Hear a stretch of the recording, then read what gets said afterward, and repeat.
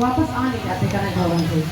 तो एक बार हनुमान जी रो रहे थे, बहुत रो रहे थे, तो उनके आंसुओं की धार बहते हुए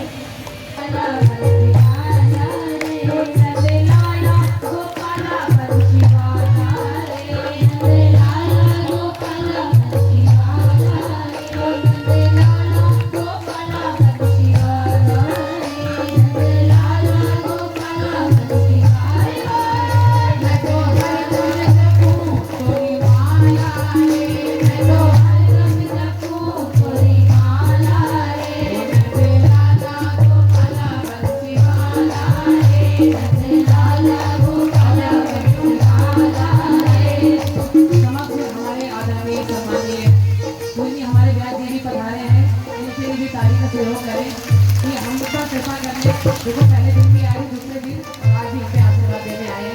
बहुत बहुत धन्यवाद है। बैठ जी। मैं तो हर दम जपूं तोरी माला रे, मैं तो हर दम जपूं तोरी माला रे, मैं तो हर दम जपूं तोरी माला रे, मैं तो हर दम जपूं तोरी माला रे। नंद लाला गोपाला गोपाला रे, नंद लाला गोपाला गोपाला रे, नंद लाला गोपाला गोपाला रे,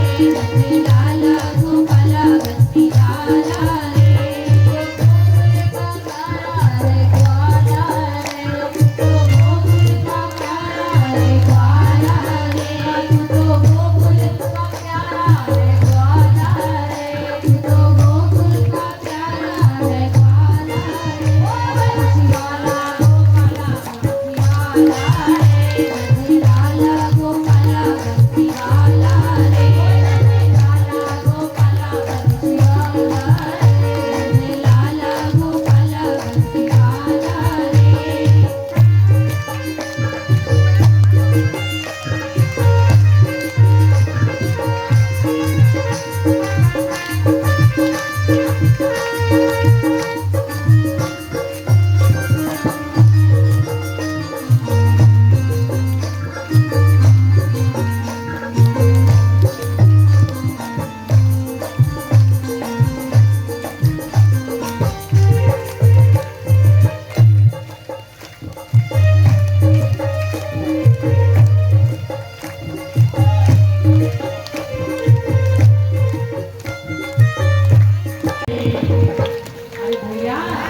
एक बार तो हाथ उठा लो, एक बार तो हाथ उठा लो मेरे भगवान के।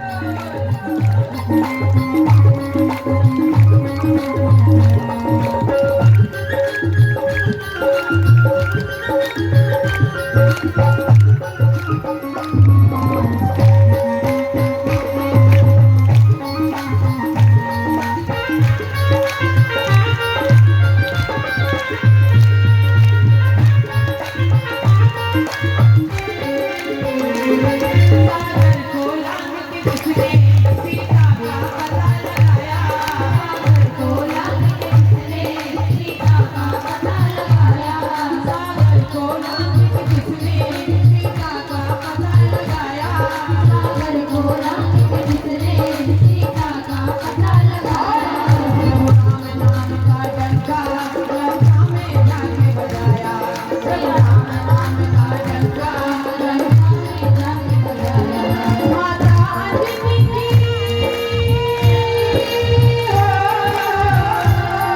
माता अंजनी की ऐसी संतान के लिए एक बार तो हाथ उठा लो मेरे हनुमान के लिए। एक बार तो हाथ उठा लो मेरे हनुमान के लिए। तो खेल गए प्राणों में, जो खेल गए प्राणों में, तो खेल गए प्राणों में, जो खेल गए प्राणों में, श्री राम के लिए। एक बार तो हाथ उठा लो मेरे हनुमान के लिए। एक बार तो हाथ उठा लो मेरे हनुमान के लिए। बोलो हनुमान लाल की जय।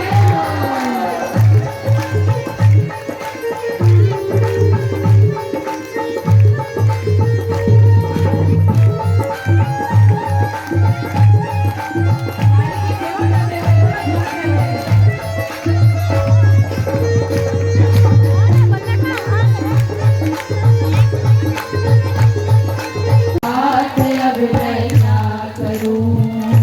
थोड़ा स्लो बजाना, आवाज थोड़ी कम, क्योंकि उनको मेरी वर्डिंग समझ में आनी चाहिए। क्योंकि एक एक लाइन आप सुनना कि कितना सुंदर बच्चों को दिखाया है। मेरी खो गई कलम दबात अब मैं क्या करूं। मेरी खो गई कलम दबात अब मैं क्या करूं। वो बीते दिनों की बात अब मैं क्या करूं। वो बीते दिनों की बात अब मैं क्या करूं। और तख्ती पर हम काका गागा लिखते थे। तारे अक्षर मोती जैसे दिखते थे। तख्ती पर हम गाथा गाथा लिखते थे। काले अक्षर हीरे मोती दिखते थे। मुल्तानी से रोज ही नहीं बनाते थे। गाना गा गा करके उसे सुखाते थे। मुल्तानी से रोज ही नहीं बनाते थे। क्या बात है। गाना गा गा करके उसे सुखाते थे। ना वो बस्ते ना वो किताब है मैं क्या करूं। ना वो बस्ते ना वो किताब अब मैं क्या करूं। आज हम बस्ते लाते महंगे महंगे और पहले मेरी मम्मी बना दिया करती थी। मैं सीखूंगी, हमने भी बहुत टांगे वो, और कितना बढ़िया लग रहे थे कि ऐसे बना करके उसमें फीता लगाती थी, चाबी लगाती थी। वाह क्या बात थी। ना वो बस्ते ना वो किताब अब मैं क्या करूं। ना वो बस्ते ना वो किताब अब मैं क्या करूं।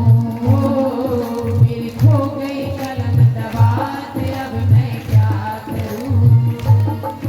मेरी खो गई कलम दबात अब मैं क्या करूं। और मम्मी कहती थी जाओ लगा पढ़ने। कुछ सर्दी हो गर्मी हो बड़े आनंद में जाते थे। और आज खाना बनाते हैं, बहुत सर्दी लग रही है, कोट पहनाओ, जैकेट पहनाओ, महंगी वाली पहनाओ, मोटी वाली पहनाओ, लल्ला को सर्दी ना लग जाए। और पहले सर्दी गर्मी हमको नहीं सताती थी। बस यारों की यारी हमको भाती थी।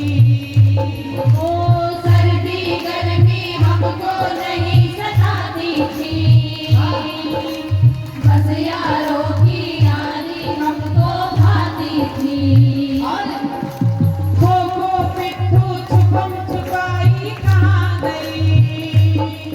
वो लड्डू वो रस्सी भी जाने कहाँ गई। वो खो पिट्ठू छुपन छुपाई कहाँ गई। लड्डू और रस्सी भी जाने कहाँ गई। ना वो कोसंपा की बात अब मैं क्या करूं।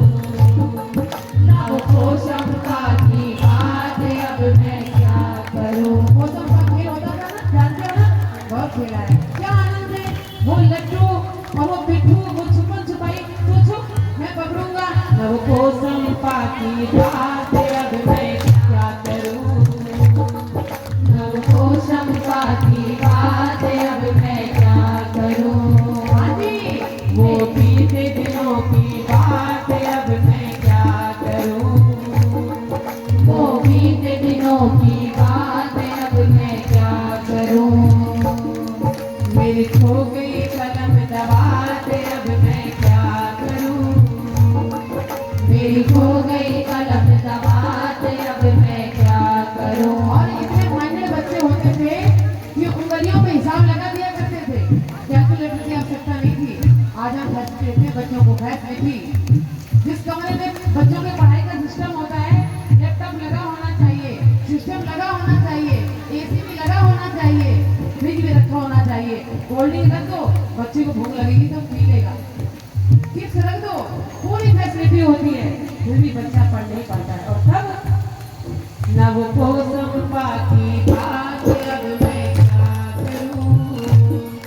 नव को शंका की बात अब मैं क्या करूं। और भाई और बहनों की मीठी लड़ाई थी, माँ बापू की डांट भी अपनी मिठाई थी।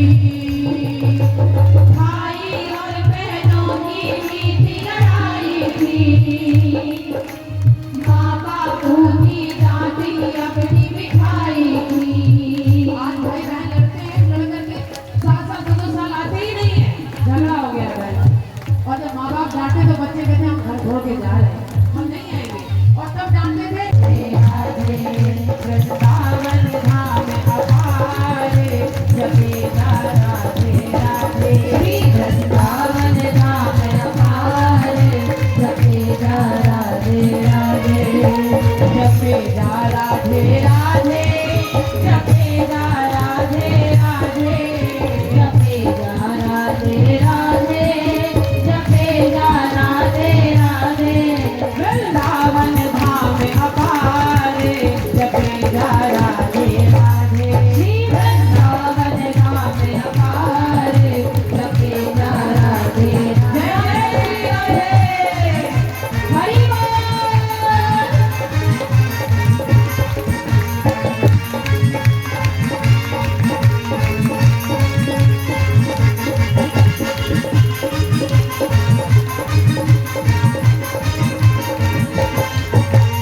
हरि बोल। हमारे बीच में हमारे माननीय अमरपाल शर्मा जी विधायक जी आए हुए हैं, उनके ताली की सेवा करें, सभी उनका उत्साह बढ़ाएं और बहुत बहुत धन्यवाद है इनका। वृंदावन धाम अपारे जपेगा राधे राधे। वृंदावन धाम अपारे जपेगा राधे राधे। जपेगा राधे। बहुत बड़ी तादाद में हमारी मातृशक्ति माताएं बहनें और व्यास की गद्दी पे विराजमान हमारी आदरणीय साध्वी जी, दूसरे हमारे व्यास जी जो हरि अनमोल जी हैं और उनकी समष्टि, और जो जिन्होंने इस प्रोग्राम को ऑर्गेनाइज किया है। और एक एक का नाम लूंगा, अब छूट गया किसी का तो वो शायद बुरा मानेगा भाई। सभी का मैं बहुत श्री श्याम मित्र मंडल के द्वारा ये किया गया है, उनके सभी सदस्यों का आभार प्रकट करता हूँ और धन्यवाद करता हूँ। लेकिन मैं इस भागवत कथा में एक चीज 5 मिनट के अंदर मैंने महसूस की है कि हमारी मातृशक्ति जो है, माताएं बहनें बहुत ज्यादा उत्सुक हैं इन सब चीजों को सीखने के लिए। ये बहुत अच्छी बात है। ये मेरी भी एक विनती है आप लोगों से, कहीं हमारी आदरणीय साध्वी जी नाराज ना हो जाए मेरी बातों से, लेकिन मैं सही कहता हूं, जो मेरी दिल की पुकार है वो कहता हूं। देखो, भागवत कथा सुनने का फायदा जब है जब उसका आप घर जाके अमल करो। खाली यहाँ 2 घंटे बैठ के और ताली बजा के चले जाओ, उसका कोई मतलब नहीं। इसका आपको अमल करना पड़ेगा। इतना ज्ञान वो हमें परोस रही हैं, उनकी हिम्मत है क्या, एक एक शब्दों से हमें ज्ञान दे रही हैं, एक एक उदाहरण से दे रही हैं, तो हमारा कर्तव्य क्या बनता है? आज के युग में एक ही चीज मैं आपको बताना चाहता हूं, जिसने अपने माँ बाप की और जिसने अपने सास ससुर की सेवा कर ली, किसी के दौरे जाने की जरूरत नहीं है। मैं लिख के दे रहा हूं। देखो, बुजुर्ग आपको भी होना है, आपको भी माँ भी बनना है, सास भी बनना है। ये सब चीज आपके आगे भी आनी है। तो इसलिए ये ज्ञान तो है ही है, वो ज्ञान बहुत जरूरी है। जिस दिन हर हमारी माँ अपनी बहू की उस तरीके से बातें मान लेगी जैसे बेटी की मानती है, और जिस दिन सास बहू की ऐसे मान लेगी जैसे अपनी बेटी की मानती है, तो निश्चित रूप से घर का कलेश दूर हो जाएगा। इसलिए मेरा निवेदन आपसे सिर्फ इतना ही है कि हम सोच सही कर लें अपनी, उसी से कुछ हो सकता है। हमारे बीच में कोई बुजुर्ग है, बुजुर्ग माता बैठी है हमारी, अब वो तो बेबस है बेचारी, बेबस है वो बुजुर्ग हमारे। हम चाहे जो मर्जी कर लें उन्हें, और हम कहेंगे हम बहुत बड़े बलवान हैं, तो मैं नहीं मानता उनको बलवान जो है, मैं नहीं मानता। बलवान वो है जो अपनी बुजुर्ग माँ को कंधे पे बैठा के जहां उनको जाना वहां लेके जाए। बलवान वो है जो अपने पिता को कंधे पे बैठा के जो उसकी इच्छा उसे पूरी कराए। वही व्यक्ति सही है। आप किताब में किसी में भी पढ़ोगे, चाहे भगवान परशुराम को पढ़ना, भगवान परशुराम को जो उनके पिताजी ने आदेश दिया वो माना। चाहे श्रवण को पढ़ना, अपने माँ बाप को लेके और गंगा से स्नान करा के लाने का काम श्रवण जी ने किया। आप किसी को पढ़ लो, रामचंद्र जी को पढ़ लो, अपने पिता के दाग लगाने नहीं आए रामचंद्र जी, क्योंकि पिता का ही हुक्म था कि 14 साल वनवास रहना है। पिता का ही हुक्म था। चाहते तो जैसा आज का युग है, जैसे आज के, मैं भी उसी कैटेगरी में आता हूँ, आज की राजनीति है कि जो एक पेड़ बन गया वो हटने का नाम नहीं लेता। चाहते तो वे भी अड़ के बैठ जाते कि भाई राज तो मेरा ही है, तिलक में रहेगा, लेकिन नहीं। उन्होंने मैं आदर्श जब ही कहलाऊंगा, राम जब ही कहलाऊंगा जब मैं अपने पिताश्री के आदर्श का पालन करूंगा। और पिताश्री स्वच्छ उतार गए, तड़पते चले गए कि मेरा बेटा राम आ जाए, लेकिन वो नहीं आए कि पिता का हुक्म है 14 साल मुझे वनवास ही रहना है।